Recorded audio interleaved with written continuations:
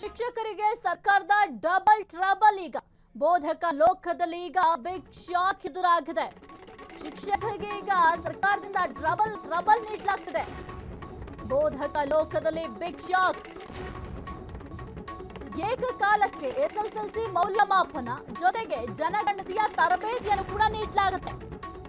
ಶಿಕ್ಷಕರು ಈಗ ತ್ರಿಶಂಕು ಸ್ಥಿತಿ, ಕಳೆದ ಬಾರಿಯೂ ಕೂಡ ಇದೇ ರೀತಿಯಾಗಿತ್ತು, ತ್ರಿಶಂಕು ಸ್ಥಿತಿಯಲ್ಲಿದ್ರು. ಈಗ ಮತ್ತೆ ಅದೇ ತ್ರಿಶಂಕು ಸ್ಥಿತಿ. ಒಂದೇ ದೇಹಕ್ಕೆ ಒಂದೇ ಬಾರಿ ಎರಡು ಕೆಲಸ ಎಷ್ಟು ಸರಿ? ಏಪ್ರಿಲ್ 8ರಂದು ಮೌಲ್ಯಮಾಪನಕ್ಕೆ ಹೋಗಬೇಕಾ ಅಥವಾ ಜನಗಣತಿಯನ್ನ ಕಲಿಬೇಕು?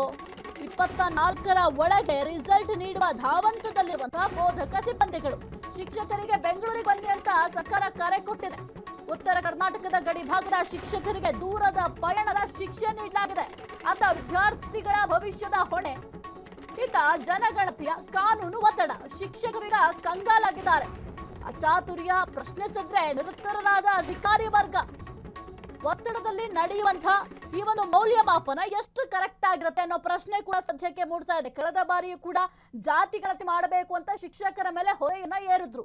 ಆ ಒಂದು ಸಂದರ್ಭದಲ್ಲೂ ಕೂಡ ಶಿಕ್ಷಕರು ಸಾಕಷ್ಟು ಪರದಾಡಬೇಕಾಯ್ತು. ಜೊತೆಗೆ ಅವರಿಗೆ ಸಾಕಷ್ಟು ಟ್ರೈನಿಂಗ್ ಗಳನ್ನು ಕೂಡ ಕೊಟ್ಟಿದ್ರು. ಯಾವ ರೀತಿ ಜಾತಿ ಗಣತಿಯನ್ನ ಮಾಡಬೇಕು, ಪ್ರತಿ ಮನೆಗೂ ಕೂಡ ಹೋದಂತಹ ಸಂದರ್ಭದಲ್ಲಿ ಎಷ್ಟು ಪ್ರಶ್ನೆ ಕೇಳಬೇಕು ಎಂಬ ವಿಚಾರವಾಗಿಯೂ ಕೂಡ ಕಳೆದ ಬಾರಿಯೂ ಕೂಡ ಇದೇ ರೀತಿಯ ಶಿಕ್ಷೆಯನ್ನ ಕೊಟ್ಟಿದ್ರು.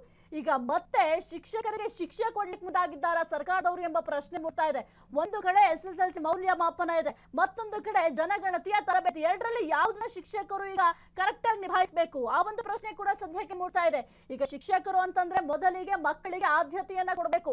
ಮಕ್ಕಳ ಭವಿಷ್ಯವನ್ನ ಯಾವ ರೀತಿ ರೂಪಿಸಬೇಕು ಅಂತ ಯೋಚನೆ ಮಾಡಬೇಕು. ಮಕ್ಕಳ ಭವಿಷ್ಯ ರೂಪಿಸ್ಲಿಕ್ಕೆ ಸಕಲ ರೀತಿಯಲ್ಲೂ ಕೂಡ ಸಿದ್ಧತೆಯನ್ನ ಶಿಕ್ಷಕರು ಮಾಡ್ಬೇಕಾಗತ್ತೆ.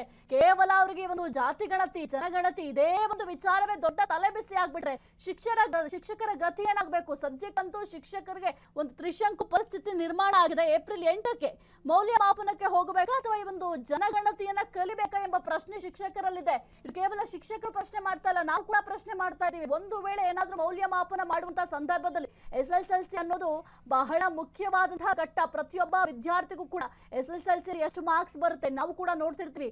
ಎಸ್ಎಸ್ಎಲ್ಸಿ ಫೇಲ್ ಆದ್ರೆ ಎಷ್ಟರ ಮಟ್ಟಿಗೆ ಅಚಾತುರ್ಯಗಳಾಗಿರುತ್ತೆ ಅಂತ.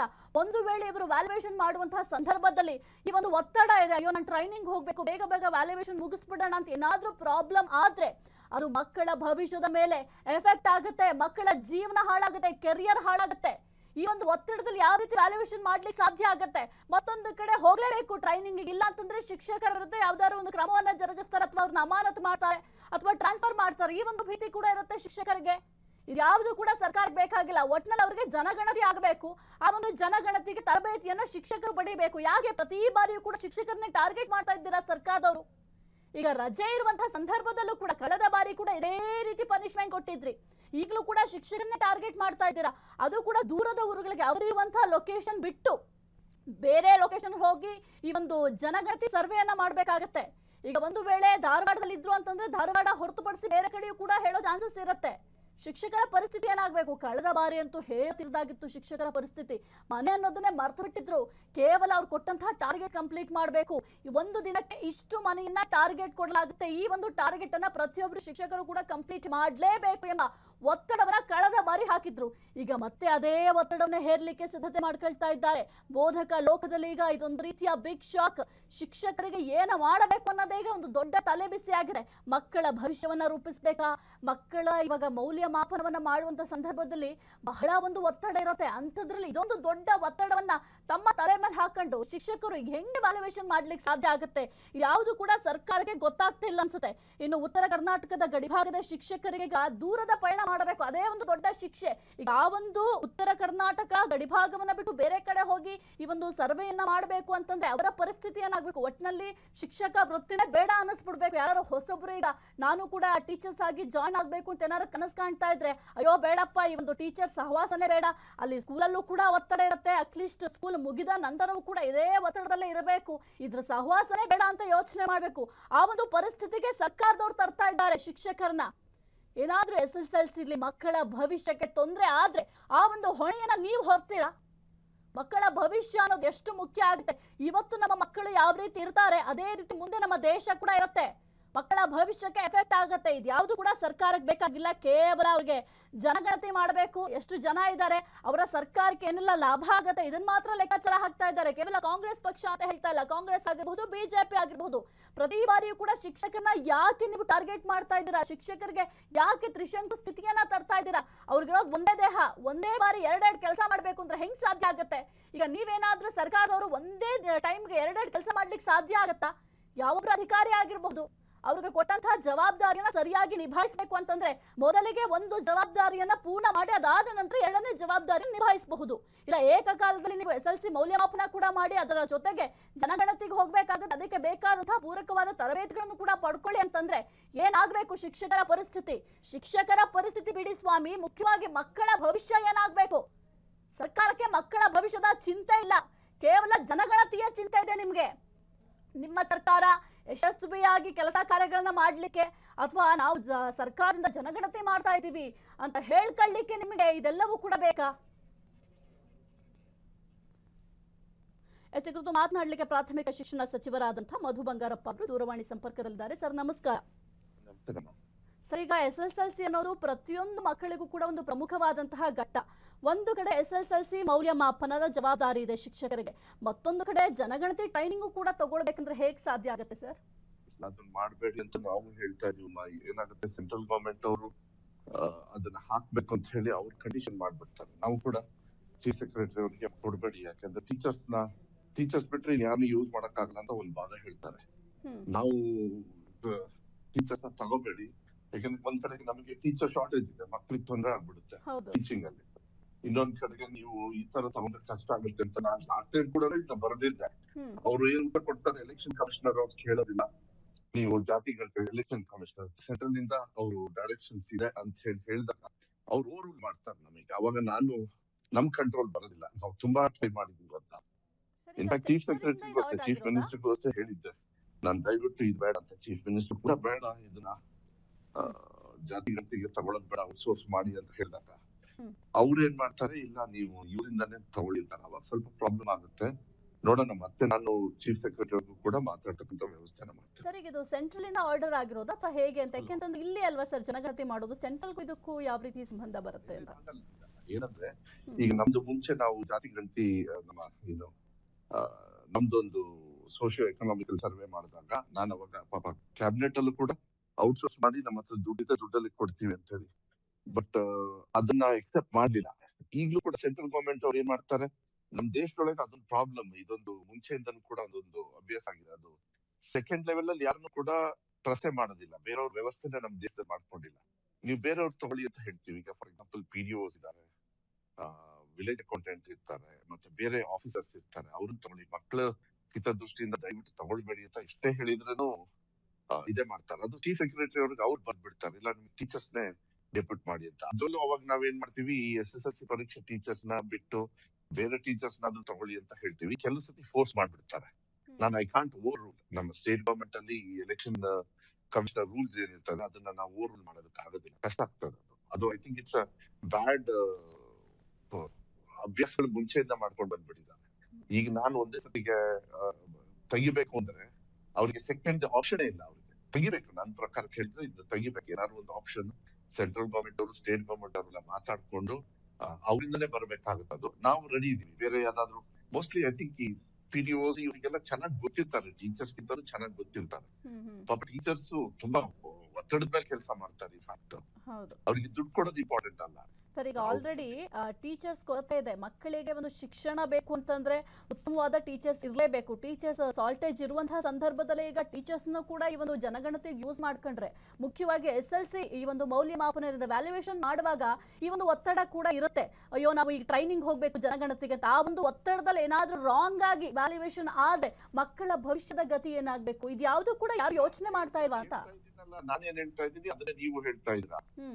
ನಾವು ತೆಗಿರಿ ಅಂತ ಹೇಳ್ತಾ ಇದೀವಿ. ಚೀಫ್ ಸೆಕ್ರೆಟರಿ ಕೂಡ ನಾವು ಕೊಡೋದಿಲ್ಲ ಅಂತಾನು ಹೇಳಿದೀವಿ. ಹೇಳಿದ್ದಾರೆ. ಸೆಂಟ್ರಲ್ ಗವರ್ಮೆಂಟ್ ಹೇಳಿದಾಗ ಈ ತರ ಕಷ್ಟ ಆಗ್ಬಿಡುತ್ತೆ ಕೆಲಸಕ್ಕೆ. ಬಟ್ ಇದು ನಮ್ ದೇಶದೊಳಗೆ ಬೇರೆ ಆಪ್ಷನ್. ಇದು ಬರೀ ಕರ್ನಾಟಕದಲ್ಲ, ಇಡೀ ರಾಜ್ಯದಲ್ಲಿ ಎಲ್ಲಾ ಕಡೆನೂ ಕೂಡ ಶಿಕ್ಷಕರನ್ನ ಉಪಯೋಗ ಮಾಡ್ಕೊಳ್ತಾರೆ. ನಾನು ಮನವಿ ಮಾಡೋದು ಸೆಂಟ್ರಲ್ ಗವರ್ಮೆಂಟ್ಗೂ ಕೂಡ ಬದಲಾವಣೆ ಮಾಡಿ, ಇನ್ಮೇಲೆ ರೂಲ್ಸ್ ನ ಬದಲಾವಣೆ ಮಾಡಿ, ಎಲೆಕ್ಷನ್ ಕಮಿಷನರ್ ಇಂದ ನೀವು ಬೇರೆ ತಗೊಳ್ಬೇಕು. ನಾವ್ ಹಿಂಗೆ ತೊಂದರೆ ಆಗುತ್ತೆ ಅಂತಾನೆ ಬರ್ದಿದೀವಿ ಲೆಟರ್. ಓಕೆ ಸರ್, ಅಲ್ಲ ಚೀಫ್ ಈಗ ಈ ಸೆಕ್ರೆಟರಿ ಒಂದು ಅವರು ಪಾಪ ಐ ಥಿಂಕ್ ಪ್ರಾಬ್ಲಮ್ಗೆ ಬರ್ದಿರ್ತಾರೆ ಮೋಸ್ಟ್ಲಿ, ಬಟ್ ಅವ್ರಿಗೆ ಈ ತರ ಡೈರೆಕ್ಷನ್ಸ್ ಬಂದಾಗ ಸೆಂಟ್ರಲ್ ಗವರ್ಮೆಂಟ್ ಇಂದ ಕೆಲವು ವಿಚಾರದಲ್ಲಿ ಇಂಥ ವಿಚಾರದಲ್ಲಿ ನಮ್ ಕಂಟ್ರೋಲ್ ಬರೋದಿಲ್ಲ. ಅದು ಬಟ್ ಬದಲಾವಣೆ ಮಾಡೋದು ಒಳ್ಳೇದು. ಇದು ಡಿಸ್ಕಷನ್ ಆಗಿ ಬದಲಾವಣೆ ಆಗೋದು ಒಳ್ಳೇದು. ಸರ್, ಬದಲಾವಣೆ ಮಾಡೋದಕ್ಕೆ ಅವ್ರಿಗೆ ಏನ್ ಪ್ರಾಬ್ಲಮ್ ಏನಾಗ್ತಿದೆ ಅಂತ, ಔಟ್ ಸೋರ್ಸ್ ಸಿಗ್ತಾ ಇಲ್ವಾ ಅಥವಾ ಏನ್ ಪ್ರಾಬ್ಲಮ್ ಏನಾಗ್ತಿದೆ? ಹಂಗೇನಾದ್ರು ಅವ್ರಿಗೇನಾದ್ರು ಗಣತಿ ಮಾಡ್ಬೇಕಂದ್ರೆ ಇನ್ನೊಂದು ಆಪ್ಷನ್ ಈ ಟೈಮ್ ಅಲ್ಲಿ ಮಾಡಬಾರ್ದು, ಬೇರೆ ಟೈಮ್ ಅಲ್ಲಿ ಮಾಡ್ಬೇಕು. ಅದು ತಪ್ಪೆ. ಬಟ್ ಆಪ್ಷನ್ ಇಲ್ಲ, ನಮ್ಮ ಸಿಸ್ಟಮ್ ಅಲ್ಲಿ ಆಪ್ಷನ್ ಇಲ್ಲ. ಕ್ರಿಯೇಟ್ ಮಾಡ್ಬೇಕು, ಅದನ್ನ ಟೀಚರ್ಸ್ ನ ಹೊರತುಪಡಿಸಿ ಅಂತ ಹೇಳಿ ಮಾಡ್ಬೇಕಾಗುತ್ತೆ. ಅದೊಂದು ಮಾಡಿದ್ರೆ ಒಳ್ಳೇದು. ಐ ಥಿಂಕ್ ಇದನ್ನು ಯಾರಾದ್ರೂ PL ಇಲ್ಲಾಂದ್ರೆ ನಾವೇ ಏನಾದ್ರು ಮಾಡಿ ಕೋರ್ಟ್ ಹೋಗ್ಬೇಕಾಗುತ್ತೋ, ಈ ತರ ಏನಾದ್ರು ಹೋಗಿ ನಾವು ಟ್ರೈ ಮಾಡ್ಬೇಕಾಗುತ್ತಲ್ಲ. ಸರ್, ಆಕ್ಚುಲಿ ಇದು ತುಂಬಾ ತೊಂದರೆ. ನೀವ್ ಹೇಳ್ದಂಗೆ ಈಗ ಶಿಕ್ಷಕರಿಗೂ ಕೂಡ ಒತ್ತಡ ಆಗುತ್ತೆ. ಬಟ್ ನಾನ್ ಕೇಳ್ತಾ ಇದ್ದೇನೆಂದ್ರೆ ಆಲ್ಟರ್ನೇಟ್ ವ್ಯವಸ್ಥೆ ಈಗಲೂ ಕೂಡ ಮಾಡ್ಲಿಕ್ಕೆ ಅವಕಾಶ ಇದೆ. ಆ ಒಂದು ಆಲ್ಟರ್ನೇಟ್ ವ್ಯವಸ್ಥೆ ಮಾಡೋದಕ್ಕೆ ಯಾಕೆ ಸಾಧ್ಯ ಆಗ್ತಿಲ್ಲ? ಯಾರು ಮಾಡ್ಬೇಕದನ್ನ? ಈಗ ಇಲ್ಲಿ ನಾವು ಮೌಲ್ಯಮಾಪನ ಮಾಡ್ಬೇಕಂತಂದ್ರೆ ಕೇವಲ ನಾವು ಕೇಂದ್ರ ಸರ್ಕಾರದ ಕಡೆನೆ ಒಟ್ಟು ಮಾಡ್ಲಿಕ್ಕೆ ಸಾಧ್ಯ ಆಗಲ್ಲ. ನಮ್ಮ ರಾಜ್ಯ ಸರ್ಕಾರದವ್ರು ಕೂಡ ಇದಕ್ಕೆ ತಲೆ ಕೆಡಿಸ್ಕೊಳ್ಬೇಕಲ್ವಾ ಸರ್? ತಪ್ಪಾಗುತ್ತೆ. ಇದು ಕೇಂದ್ರ ಸರ್ಕಾರದವ್ರೆ ಎಲೆಕ್ಷನ್ ಅವರ ಡಿಪಾರ್ಟ್ಮೆಂಟ್ ಬರುತ್ತೆ. ಅವ್ರ ಡೈರೆಕ್ಷನ್ ಕೊಟ್ಟಾಗ ಇಡೀ ದೇಶದಲ್ಲಿ ಎಲ್ಲಾ ಕಡೆ ನಡೀತೀವಿ. ಬರೀ ನಮ್ಮ ರಾಜ್ಯ ಸರ್ಕಾರದವ್ರು ಮಾತನಾಡ್ಬೋದಲ್ಲ ಸರ್ ಈ ಒಂದು ವಿಚಾರಕ್ಕೆ ಸಂಬಂಧಪಟ್ಟಂತೆ? 100% ನಾನು ಚೀಫ್ ಸೆಕ್ರೆಟರಿ ಅವರು ಲೆಟರ್ ಬರ್ತಿದ್ದಾರೆ. ನೀವು ಬೇಕು ಅಂದ್ರೆ ಬೇಕಾದ ಕಾಪಿ, ಎಸ್ಪೆಷಲಿ ನಮ್ಮ ಜಾತಿ ಗಣತಿ ನಡೀತಲ್ಲ ಲಾಸ್ಟ್ ಒಂದು 4-5 months ಬ್ಯಾಕ್, ನಾನು ಕ್ಯಾಬಿನೆಟ್ ಅಲ್ಲೇ ಹೇಳಿದೆ, ಮತ್ತೆ ಲೆಟರ್ ಕೂಡ ಬರೆದ್ಬಿಟ್ಟೆ ನಾನು. ಸರ್, ಲೆಟರ್ ಬರ್ದಾದ್ಮೇಲೆ ವಾಟ್ ನೆಕ್ಸ್ಟ್ ಅನ್ನೋ ಬರ್ತಲ್ಲ. ಅಮ್ಮ, ಇವಾಗ ಲೆಟರ್ ಬರ್ದಿದ್ದೀನಿ ಅಂತ ಹೇಳಿದ್ರಿ. ಲೆಟರ್ ಬರ್ದಾದ್ಮೇಲೆ ಅದು ಎಲ್ಲಿವರೆಗೂ ಪ್ರೊಸೀಜರ್ ಆಗಿದೆ ಅಥವಾ ನೆಕ್ಸ್ಟ್ ಏನ್ ಆಗಿದೆ ಪರಿಣಾಮ ಅನ್ನೋದು ಮುಖ್ಯ ಆಗುತ್ತಲ್ವಾ ಸರ್? ಕೇಳಿ, ನೀವು ಸುಮ್ಮನೆ ಕೇಳೋದಲ್ಲ. ಅವ್ರ ರೂಲ್ಸ್ ನ ಹೇಳಿದಾಗ ಇಲ್ಲ ನಮಗೆ ಬೇರೆ ಆಪ್ಷನ್ ಇಲ್ಲ ನೀವು ಕೊಡ್ಬೇಕು ಅಂದಾಗ ಓವರ್ ರೂಲ್ ಮಾಡ್ತಾರೆ. ಓವರ್ ರೂಲ್ ಮಾಡಿದಾಗ ಕಷ್ಟ ಆಗುತ್ತೆ. ಅದು ತಪ್ಪದು. ಓವರ್ ರೂಲ್ ಮಾಡಬಾರ್ದು. ಅವರು ಸೆಂಟ್ರಲ್ ಗವರ್ಮೆಂಟ್ ಅವ್ರು ಹೇಳಿದಾಗ ನಾವು ಮಾಡಕ್ಕಾಗಲ್ಲ. ಈ ವಿಚಾರದಲ್ಲಿ ಅವ್ರು ಓವರ್ ರೂಲ್ ಮಾಡೋ ಅಧಿಕಾರ ಅವ್ರ ಹತ್ರ ಇಟ್ಕೊಂಡಿರ್ತಾರೆ. ಅವ್ರು ಅದು ಬದಲಾವಣೆ ಆಗಬೇಕು. ನಾನು ಇಲ್ಲ ಅಂತ ಹೇಳುದಿಲ್ಲ, ಅದು ತಪ್ಪೆ. ಬಟ್ ಇಷ್ಟು ವರ್ಷ ಮಾಡ್ಕೊಂಡು ಬಂದಿದ್ದಾರೆ. ಈಗ ನಾಳೆ ಒಂದೇ ಸತಿಗೆ ನಾನು ಬೆಳಗ್ಗೆ ಸೃಷ್ಟಿ ಮಾಡೋದಕ್ಕಾಗೋದಿಲ್ಲ. ಸೆಂಟ್ರಲ್ ಗವರ್ಮೆಂಟ್ ಅಲ್ಲಿ ಬೇರೆ ಆಪ್ಷನ್ಸ್ ನ ಹುಡುಕಬೇಕು. ಇದು ತುಂಬಾ ಪಬ್ಲಿಕ್ ಇದ್ರೊಳಗೆ ತುಂಬಾ ಚರ್ಚೆ ಆಗ್ತಾ ಇದೆ. ನಾನು ಇಲ್ಲ ಅಂತ ಹೇಳ್ತಾ ಇಲ್ಲ. ಇದು ಚರ್ಚೆ ಆಗಿ ಕ್ಯಾನ್ಸಲ್ ಆಗೋದು ಒಳ್ಳೇದು. ಓಕೆ ಸರ್, ಆದಷ್ಟು ಬೇಗ ಈ ಒಂದು ಶಿಕ್ಷಕರಿಗೆ ಏನು ಒತ್ತಡ ಆಗ್ತಾ ಇದೆ ಅದು ಬೇಗ ನಿವಾರಣೆ ಆಗಲಿ, ಜೊತೆಗೆ ಈ ಒಂದು ಶಿಕ್ಷಕರ ಒತ್ತಡ ಕೂಡ ಕಡಿಮೆ ಆಗಲಿ. Thank you sir freedom TV ಜೊತೆ ಮಾತನಾಡಿದ್ದಕ್ಕೆ. ಮುಖ್ಯವಾಗಿ ಶಿಕ್ಷಕರಿಗೆ ಇದು ಏನು ಒತ್ತಡ ಆಗ್ತಾ ಇದೆ, ಈ ಒಂದು ಒತ್ತಡಕ್ಕೆ ಪರಿಹಾರ ಬೇಕೇ ಬೇಕು. ಅಟ್ಲೀಸ್ಟ್ ಆಲ್ಟರ್ನೇಟ್ ವ್ಯವಸ್ಥೆ ಮಾಡ್ಬೋದು. ಈಗ ರಾಜ್ಯ ಸರ್ಕಾರದವ್ರನ್ನ ಪ್ರಶ್ನೆ ಮಾಡಿದ್ರೆ ಇಲ್ಲ ಕೇಂದ್ರದಿಂದ ಬಂದಿರುವಂತಹ ಆರ್ಡರ್, ಇದು ಕೇಂದ್ರ ಸರ್ಕಾರ ಆರ್ಡರ್ ಮಾಡಿರೋದ್ರಿಂದ ಅದನ್ನ ನಾವು ಪಾಲನೆ ಮಾಡಲೇಬೇಕು ಅಂತ ಹೇಳ್ತಾ ಇದ್ದಾರೆ. ಆದ್ರೆ ರಾಜ್ಯ ಸರ್ಕಾರದವ್ರು ಕೂಡ ಮನವಿ ಮಾಡ್ಕೊಳ್ಳಿಕ್ಕಾದ್ರೂ ಆಪ್ಷನ್ ಇರುತ್ತಲ್ಲ. ಶಿಕ್ಷಕರಿಗೆ ಈಗ ಸರ್ಕಾರದಿಂದ ಡಬಲ್ ಶಾಕ್. ಫ್ರೀಡಮ್ ಟಿವಿಗೆ ಸಚಿವ ಮಧು ಬಂಗಾರಪ್ಪ ರಿಯಾಕ್ಟ್ ಮಾಡಿದ್ದಾರೆ. ಶಿಕ್ಷಕರಿಗೆ ಸಮಸ್ಯೆ ಆಗುತ್ತೆ ಅಂತ ಸಿಎಂ ಗಮನಕ್ಕೆ ತಂದಿದ್ದೇನೆ. ಈ ಬಗ್ಗೆ ನಾನೇ ಮುಖ್ಯಮಂತ್ರಿ ಅವರ ಜೊತೆ ಚರ್ಚಿಸಿದ್ದೆ. ಈ ವಿಚಾರದ ಬಗ್ಗೆ ಇನ್ನೊಂದು ಬಾರಿ ಚರ್ಚೆಯನ್ನ ಮಾಡ್ತೇನೆ. ಫ್ರೀಡಮ್ ಟಿವಿ ಜೊತೆ ಸಚಿವ ಮಧು ಬಂಗಾರಪ್ಪ ಅವರು ಈ ಒಂದು ಭರವಸೆಯನ್ನ ಕೊಟ್ಟಿದ್ದಾರೆ. ಫ್ರೀಡಮ್ ಟಿವಿ ಜೊತೆ ಸಚಿವ ಮಧು ಬಂಗಾರಪ್ಪ ಎಕ್ಸ್ಕ್ಲೂಸಿವ್ ಆಗಿ ಮಾತನಾಡಿದ್ದಾರೆ. ಕೇಂದ್ರದವರೇ ನಿರ್ಧಾರ ಕೈಗೊಂಡಿರೋದ್ರಿಂದ ನಮ್ಮ ಕೈಯಲ್ಲಿ ಏನೂ ಇಲ್ಲ ಅಂತ ಕೇಂದ್ರದ ಕಡೆ ಬೊಟ್ಟು ಮಾಡಿದ್ದಾರೆ. ಕರ್ನಾಟಕ ಮಾತ್ರ ಅಲ್ಲ, ಬೇರೆ ರಾಜ್ಯಗಳಲ್ಲೂ ಕೂಡ ಈ ಒಂದು ಸಮಸ್ಯೆ ಇದೆ. ಶಿಕ್ಷಕರಿಗೆ ಸರ್ಕಾರದಿಂದ ಡಬಲ್ ಟ್ರಬಲ್ ವಿಚಾರಕ್ಕೆ ಸಂಬಂಧಪಟ್ಟಂತೆ ಫ್ರೀಡಮ್ ಟಿವಿಗೆ ಸಚಿವ ಮಧು ಬಂಗಾರಪ್ಪ ರಿಯಾಕ್ಟ್ ಮಾಡಿದ್ದಾರೆ. ಶಿಕ್ಷಕರಿಗೆ ಸಮಸ್ಯೆ ಆಗುತ್ತೆ ಅಂತ ಸಿಎಂ ಗಮನ ಕೂಡ ಈ ಒಂದು ವಿಚಾರ ತಂದಿದ್ದೀನಿ. ಈ ಬಗ್ಗೆ ನಾನೇ ಮುಖ್ಯಮಂತ್ರಿ ಅವರ ಜೊತೆ ಚರ್ಚೆ ಕೂಡ ಮಾಡಿದ್ದೀನಿ. ಈ ವಿಚಾರದ ಬಗ್ಗೆ ಇನ್ನೊಂದು ಬಾರಿ ಚರ್ಚೆಯನ್ನ ಮಾಡ್ತೇನೆ. ಫ್ರೀಡಮ್ ಟಿವಿ ಜೊತೆ ಸಚಿವ ಮಧು ಬಂಗಾರಪ್ಪ ಅವರು ಈ ಒಂದು ವಿಚಾರಕ್ಕೆ ಸಂಬಂಧಪಟ್ಟಂತೆ ಮಾತನಾಡಿದ್ದಾರೆ. ಎಕ್ಸ್ಕ್ಲೂಸಿವ್ ಆಗಿ ಮಾತನಾಡಿದ್ದಾರೆ. ಕೇಂದ್ರದವರ ನಿರ್ಧಾರವನ್ನ ಕೈಗೊಂಡಿರೋದ್ರಿಂದ ನಮ್ಮ ಕೈಯಲ್ಲಿ ಏನೂ ಕೂಡ ಇಲ್ಲ. ಕರ್ನಾಟಕ ಮಾತ್ರ ಅಲ್ಲ, ಬೇರೆ ರಾಜ್ಯಗಳಲ್ಲೂ ಕೂಡ ಇದೇ ಸಮಸ್ಯೆ ಇದೆ.